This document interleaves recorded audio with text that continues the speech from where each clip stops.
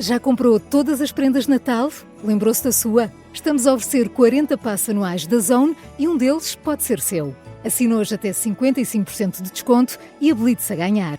Tudo em observador.pt. Horas.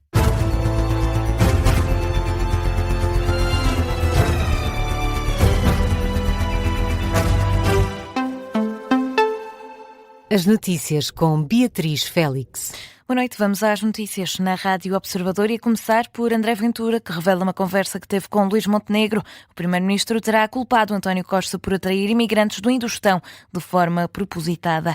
Um jantar com jovens no Porto, o candidato a Belém, apoiado pelo Chega, diz que vai guardar na memória essa conversa.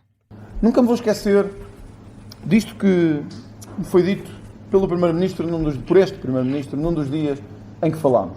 Foi que o António Costa não quis só mais imigração. Ele quis esta imigração que estamos a ter. Esta imigração oriunda destes países que estamos a ter. E, sobretudo, da zona do Indostão. E de acordo com André Ventura, a razão de António Costa para atrair imigrantes do subcontinente indiano seria ter mais votos na esquerda. O que aconteceu é que nós deixámos entrar toda a gente sem qualquer critério e não foi um erro. Foi o Partido Socialista que quis que fosse assim. Isto é estratégico e político. Quanto menos ou quanto mais pessoas vierem e acharem que têm algum direito sobre quem está, isto é votos na esquerda e é votos no Partido Socialista. Isto não foi feito por acaso. É o entendimento de André Ventura, que acredita que os imigrantes de países asiáticos vêm para Portugal com o propósito de gerar mutação na cultura local. Seguimos agora com o debate para as presidenciais que aconteceu esta noite entre Catarina Martins e Jorge Pinto. Falou-se do voto útil, mas também de Europa. É por aí que começamos. O candidato apoiado pelo LIVRE acusa Catarina Martins de querer sair da União Europeia. Eu sei que Catarina Martins, há uns anos, numa moção que era a primeira subscritora dentro do Bloco de Esquerda, dizia, e deixe-me confirmar para não citar erradamente, que era um projeto condenado. Eu espero bem que o projeto europeu não seja um projeto condenado, porque nós precisamos muito dele no momento em que, de um lado, Donald Trump, do outro lado, Vladimir Putin, tentam definir aquilo que é o futuro da Europa e, sobretudo, tentam acabar por dentro e por fora com este projeto europeu, que, repito, no qual nós devemos estar, porque precisamos dele e precisamos de liderar. Portugal deveria liderar esse esforço dentro do projeto europeu. Catarina Martins responde à acusação e rejeita a unidade dentro do Bloco Europeu. Eu acho que o projeto europeu vai sendo desenhado com vozes divergentes. A unidade europeia não existe, ou seja, não é uma coisa garantida, não existe, é uma disputa política, como todas, e democrática. E eu acredito que Portugal deve participar dessa construção, ou seja, nós não somos espectadores da União Europeia, somos construtores da União Europeia, e sou crítica de momentos em que, infelizmente, a população europeia não teve nem o debate, nem a decisão que devia ter sobre passos europeus que houve noutros países. Neste debate, ambos os candidatos rejeitaram desistir da corrida a Belém em prol de uma única candidatura à esquerda, a de António José Seguros, que tem apelado ao voto útil para afastar a direita da presidência da República. O argumento não convence Catarina Martins. Há muitas vezes o discurso de que escolhermos o mal menor trava o mal maior. E a escolha do mal menor só tem feito com que o mal maior cresça. Porquê? Porque não aparece ninguém com coragem de dizer às pessoas: é verdade que isto não está bem. É verdade que nós temos uma crise do regime democrático, mas não é uma crise que seja o ódio a resolver, porque é uma crise do acesso à habitação, é uma crise do acesso à saúde, é uma crise do custo de vida. E é preciso fazer essa afirmação.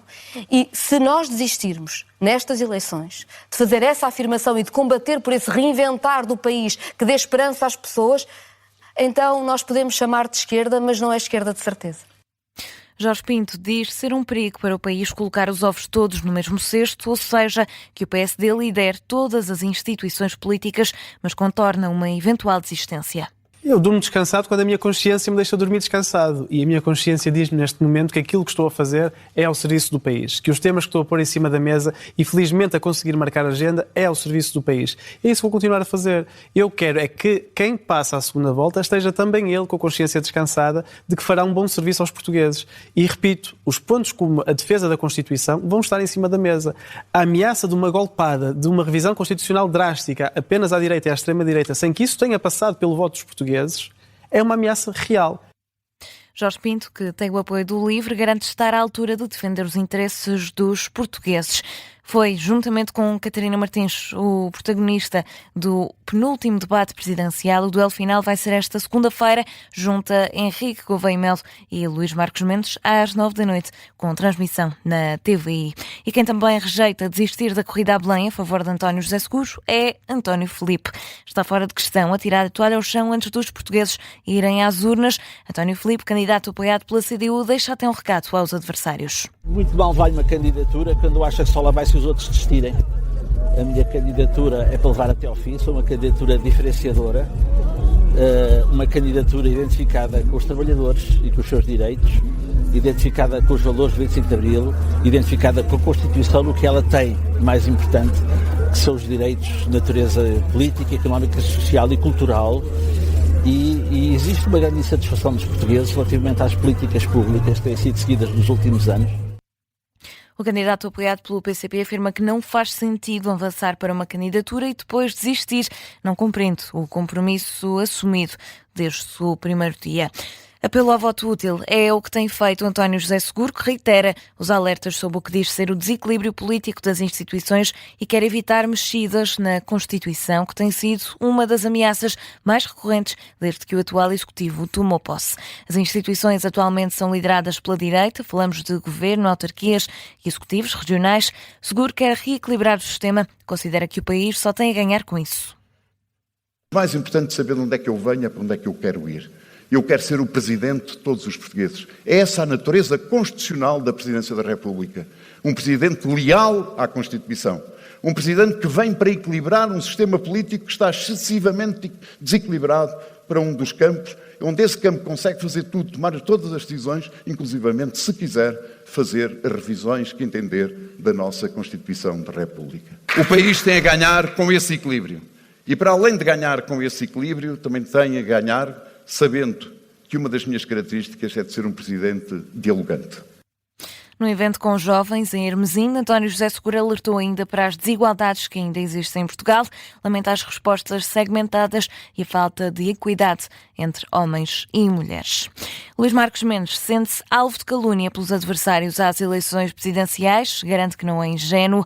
O candidato apoiado pelo PSD e CDS já tinha pedido clareza aos adversários nas insinuações sobre a vida profissional ao longo dos anos. Depois de revelar a lista de clientes, Marcos Mendes deixa um recado. O Tenho Figueiredo, o Gouveia Melo ou o André Ventura passam a vida a fazer insinuações e ataques pessoais a mim e à minha candidatura. Eu isso acho uma coisa feia. Eu sou sério, mas não sou ingênuo. Sei porque é que fazem, porque estou em alta nas sondagens e sou o único que as sondagens dizem que ganhar todos à segunda volta. Em qualquer circunstância, acho que uma campanha de nível elevado é mais discutir ideias do que fazer insinuações e ataques pessoais. E, finalmente, acho que há uma terceira questão também diferente das outras, que é a calúnia. O candidato à presidência diz que quem não deve, não teme. Foi essa a razão pela qual decidiu revelar a lista de clientes e não porque se sentiu obrigado a fazê-lo.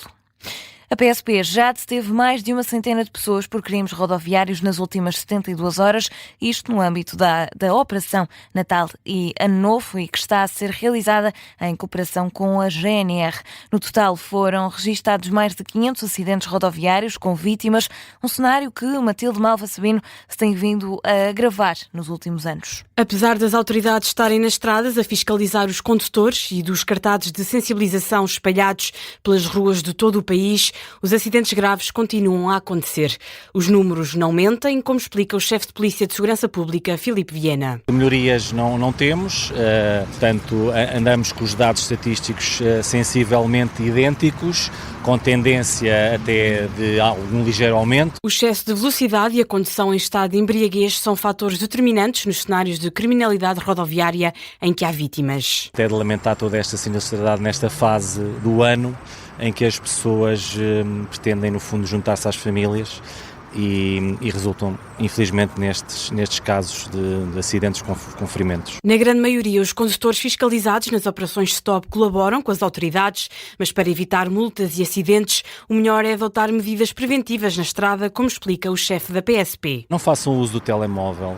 Temos tempo de responder uma mensagem ou de atender uma chamada. Para isso até há kits Bluetooth para utilizar, para não usar as mãos. Adequem a velocidade às estradas em que circulam, ao tempo que faz não se pode conduzir da mesma forma na estrada como com sol, como com chuva, não faz sentido nenhum. Numa altura em que várias pessoas viajam de carro, Filipe Viana lembra o mais importante. Temos tempo de chegar e a grande mensagem é: o maior presente é estar presente. Controlar e perceber a atitude dos condutores na estrada é a missão conjunta da PSP e GNR para tornar a época festiva mais segura. A reportagem da jornalista Matilde Malva Sabino com os apelos da polícia para prevenir os acidentes rodoviários. Até 4 de janeiro, as autoridades vão fiscalizar as estradas portuguesas no âmbito da Operação Natal e Ano Novo. Falamos agora de atualidade internacional. A administração Trump nega ter planos para gastar 60 mil milhões de dólares para a transformação de Gaza num destino de luxo. Na sexta-feira, o Wall Street Journal avançou que o Project Sunrise seria um plano para a construção de resorts de luxo e a criação de uma cidade inteligente. O jornal citava ainda a apresentação que estaria a ser mostrada a possíveis investidores e governos. Agora, através de uma publicação na rede social X, o Departamento de Estado norte-americano fala em fake news e afirma que em nenhum ponto do plano, aliás, é dito que os Estados Unidos vão pagar 60 mil milhões de dólares. E o Egito espera anunciar em janeiro a segunda fase do acordo sobre a faixa de Gaza, uma vontade expressa pelo ministro dos Negócios Estrangeiros egípcio, depois das negociações deste fim de semana entre os países mediadores do conflito.